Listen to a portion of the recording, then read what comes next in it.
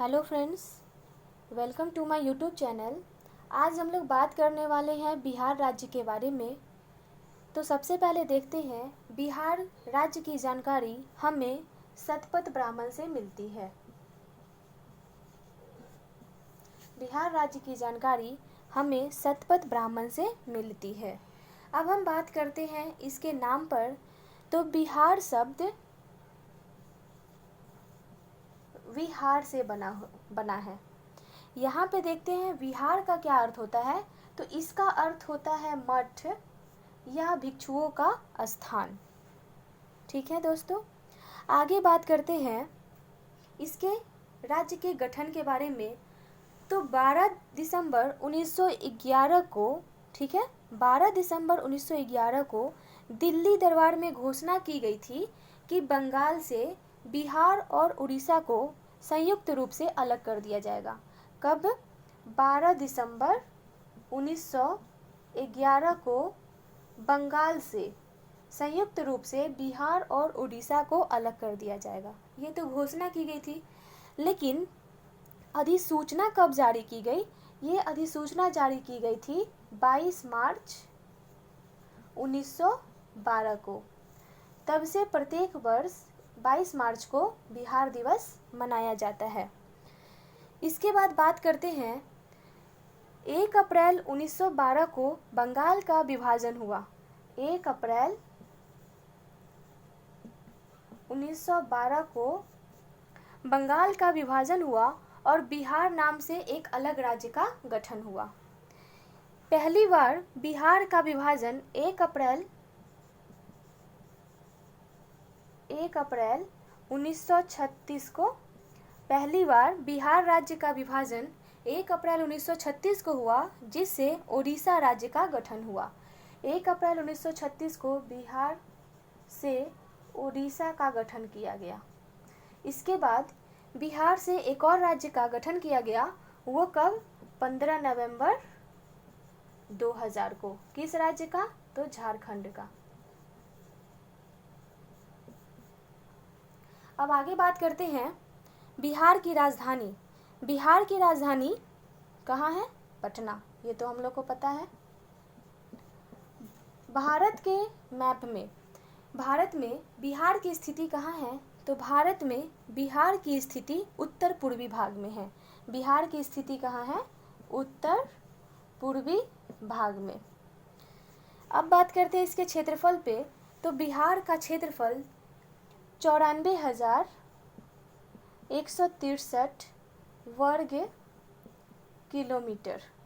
बिहार का क्षेत्रफल कितना है? 94,163 वर्ग किलोमीटर, जिसका अगर भारत में देखें कैमा स्थान है क्षेत्रफल से, तो इसका क्षेत्रफल से 12वां स्थान है। अब आगे बात करते हैं उत्तर से दक्षिण में इसकी लंबाई। उत्तर से दक्षिण में इसकी लंबाई कितनी है? तो ये है 345 किलोमीटर।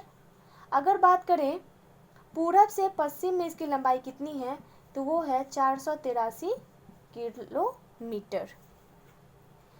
अब बात करते हैं इसके सीमाओं के बारे में। वो किस राज्य और कौन से देश से लगती है? तो उत्तर में नेपाल से लगती है इसकी सीमा, दक्षिण में झारखंड से लगती है, पूरब में पश्चिम बंगाल से और पश्चिम में उत्तर प्रदेश से लगती है। बिहार की एक अंतर्राष्ट्रीय सीमा वो नेपाल से लगती है। आगे बात करते हैं 2011 के अनुसार बिहार की जनसंख्या।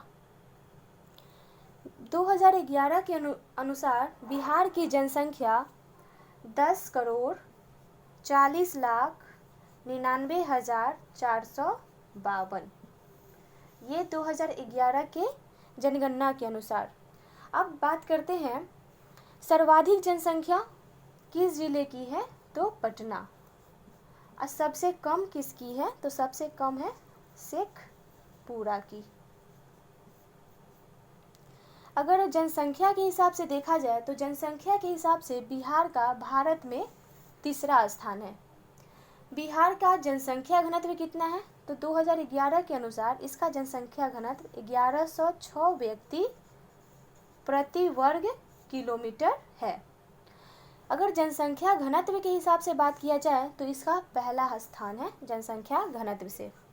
अब हम बात करते हैं इसके साक्षरता दर के बारे में। तो बिहार की साक्षरता दर 63.82%। साक्षरता दर के हिसाब से भारत में स्थान देखा जाए तो यह सबसे पिछड़ा राज्य है। और सबसे ज़्यादा साक्षरता दर भारत में किस राज्य की है? वो है केरल की। सबसे ज़्यादा सर्वाधिक साक्षरता दर किस जिले की है? तो सर्वाधिक साक्षरता दर रोहतास जिले की है तथा सबसे कम साक्षरता दर पूर्णिया की है। सबसे अधिक रोहतास की, सबसे कम पूर्णिया की है साक्षरता दर। अब बात करते हैं बिहार के जिलों के बारे में। तो बिहार में कुल जिलों की संख्या 38 है और प्रमंडल की संख्या कितनी है? तो प्रमंडल की संख्या 9 है। यहाँ पे एक बात और है कि जब भारत स्वतंत्र हुआ था उस समय बिहार में 4 प्रमंडल थे। आगे 2000 तक इन प्रमंडलों की संख्या 13 हो गई। जब झारखंड का विभाजन हो गया तब बिहार में 9 प्रमंडल अस्तित्व में आए। और उसके बाद 9 प्रमंडल जिलों की संख्या है 38 तथा अनुमंडल की संख्या 101, प्रखंडों की संख्या 534 तथा पंचायतों की संख्या 8474। यहाँ पे अब हम बात करते हैं कि जिला परिषद कितनी है? तो जिला परिषदों की संख्या 38 है। अगर बात किया जाए कि बिहार में नगर निगम की संख्या कितनी है? तो बिहार में नगर निगम की संख्या 12 है। यहाँ पे अंतिम नगर निगम कौन सा बना था? छपरा। नेक्स्ट हम लोग बात करते हैं कि बिहार में सदन की व्यवस्था कैसी है? तो बिहार में द्विसदनीय व्यवस्था है। द्विसदनीय व्यवस्था है मतलब कि यहाँ पे विधान सभा भी है और विधान परिषद भी है।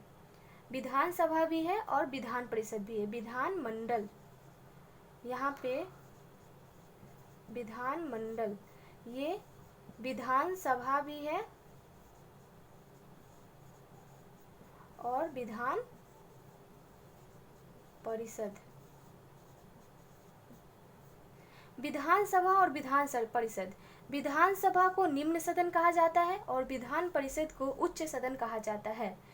बिहार में बात किया जाए कि विधानसभा में सदस्यों की संख्या कितनी है? तो विधानसभा में सदस्यों की संख्या 243 है। उसके बाद विधान परिषद में सदस्यों की संख्या कितनी है? तो विधान परिषद में सदस्यों की संख्या 75 है। अब बात करते हैं लोकसभा क्षेत्र कितनी है? बिहार में लोकसभा क्षेत्रों की संख्या 40 है तथा राज्यसभा कितनी है? राज्यसभा की सीट वो है 16। बिहार में औसतन वर्षा कितनी होती है? बिहार में औसतन वर्षा 100 से 150 सेंटीमीटर होती है।